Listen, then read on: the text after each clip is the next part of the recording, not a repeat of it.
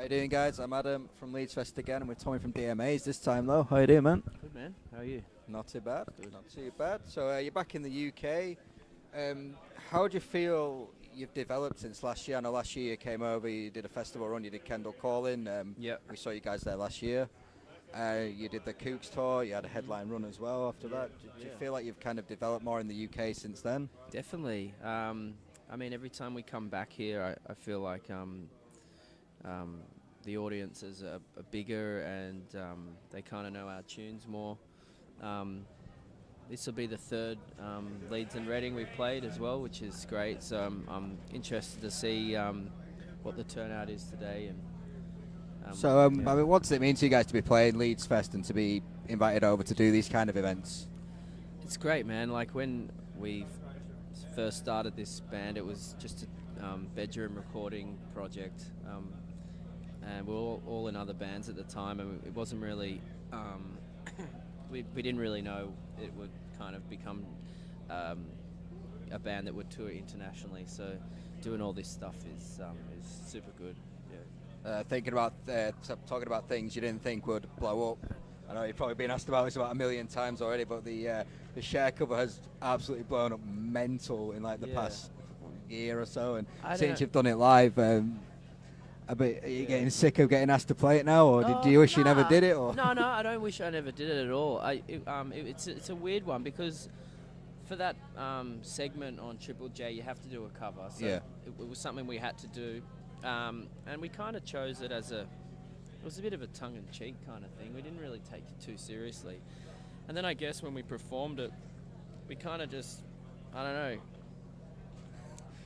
just nailed went with it. Yeah, and it just connected with people, and and we've only played it once before at Splendor in the Grass, like last month, because I don't know, we didn't want to be that band that is just playing someone else's song every gig. Known for the cover. So we're happy it did well because I reckon we gained some fans from it and stuff. So it's the highest viewed feature, was it? On I don't know, something like that. Yeah, I was that many records under your belt. Who cares? I didn't expect it for it to go that like that, but yeah. Anyway. So I mean, talking about things that are doing well, you guys yourselves are hotly tipped to be like the next big thing. What kind of pressure does that give to you guys when you're going in to record, when you're touring and you're developing your live show, and when you're deciding what to do? Like, how does that affect you guys? I don't really feel any pressure from anyone else except like the pressure that we put on ourselves as a band to continually write good songs and songs we're all happy with. So. As long as we're all happy with the sound and what direction we're going in, I think that's the most important thing. So this third record, we're working on it at the moment when we can. We'll probably kind of start looking what kind of producers we want to use soon and stuff like that. So that's the funnest part, is the kind of preparation for recording for me, is like writing music, seeing what music fits with the other songs, seeing what producers to use. So it's not so much pressure at the moment for us, it's more just fun. Yeah.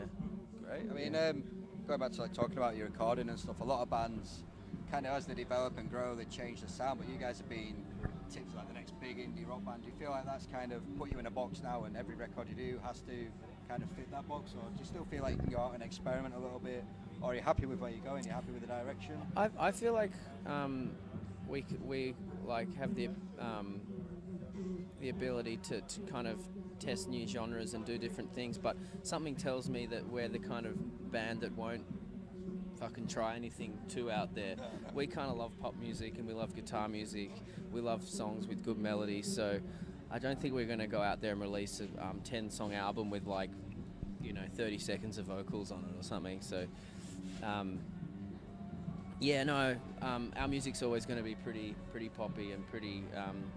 We might experiment with different stuff and different instruments, but it's as long as I have anything to do with it, I don't think it's going to be too fucking out there. No. So, I mean, going back to festivals and stuff, what would you say is like the best thing and the worst thing about festivals?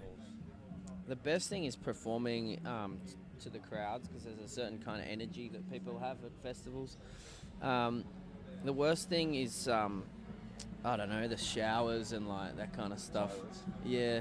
I had a cold shower this morning. It's not ideal. And we're playing on a good stage too, so I don't know what it's like for the, I don't know, the... They've got to use the toilets to shower. Yeah. Yeah. So yeah, just the usual but it's show. not really a big deal anyway. Who would you say are your must-see acts of the weekend? I know the Kooks are playing. You toured with those guys. Who else would you point out? Cortinas are playing, aren't they? Yeah, you play they're with always those guys good. as well. They're always good to check out. We're mates with Liam. He's cool. Who else? Kendrick Lamar. He's like obviously probably my favorite act that's playing. But I'm not sure I'm going to be able to because we've got to buzz off and straight off. Yeah. Yeah. Who else is playing? Quite a lot. So many. I haven't really had a proper look at the I don't think anyone has this yet. Everyone we've spoken to, like you put up a name and like, are they play it? They should. Yeah. You should ask these questions and have the lineup poster behind it. Yeah, last year we did. We had the point out, but this year we're not that prepared. Nah. Yeah, I don't know. This tour has been a bit of a whirlwind. We're all still a bit jet lagged and stuff, so honestly, haven't really had a chance to see who's playing. But yeah, we got to hang out and play with Kasabian and watch them, which was great. I don't think they're playing here, are they? No, they were last year. Last year. So yeah. There's all sorts of shit. Yeah. So what would you say are festival survival tips for all the newcomers that come to festivals? I don't know. If you really need your phone, it's probably good to have one of those charging packs. We've got about 5, I think, in the tent. And these things are good. I know it's a bit of a fashion crime, but they're really handy to have so you don't like lose shit. A raincoat. Don't argue with your girlfriend or anything like that because it can not be cool at a festival. She, it can get a bit. What else? Oh yeah, after the festival, eat foods which are very high in serotonin, like pasta and boiled rice. And yeah, I don't know, man. So they're good tips, though. I reckon. Well, yeah, I reckon we can get a book going here. How important are festivals to bands like you guys on like your touring schedule? So like they're so important, man. They're like that's the reason why we come over to UK and play these shows is so that they're tied around these festivals. Is because this is where you get fans that never heard you play before, and it's not very often you play a headline show and people go buy your tickets and they've never really heard who you are. At festivals, that's what happens. So, if we come back in November for our headline tour, hopefully a bunch of people that came here come to the gig. That's why we're here, to promote our music, and that's why we love playing festivals.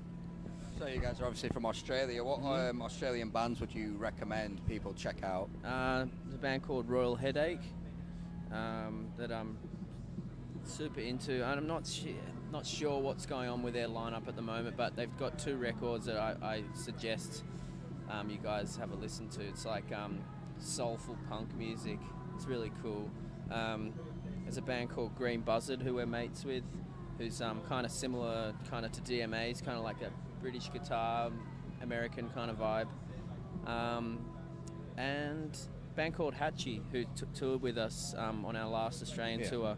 She's got an awesome voice and just good pop melodies, like kind of like Cranberries kind of vibe. Yeah, it's good. It's good stuff. Great. So, finally, and what are your future plans? Music videos on the horizon? Anything like that lined up? Yeah, we did a video clip like last week before we left, so that'll be released soon.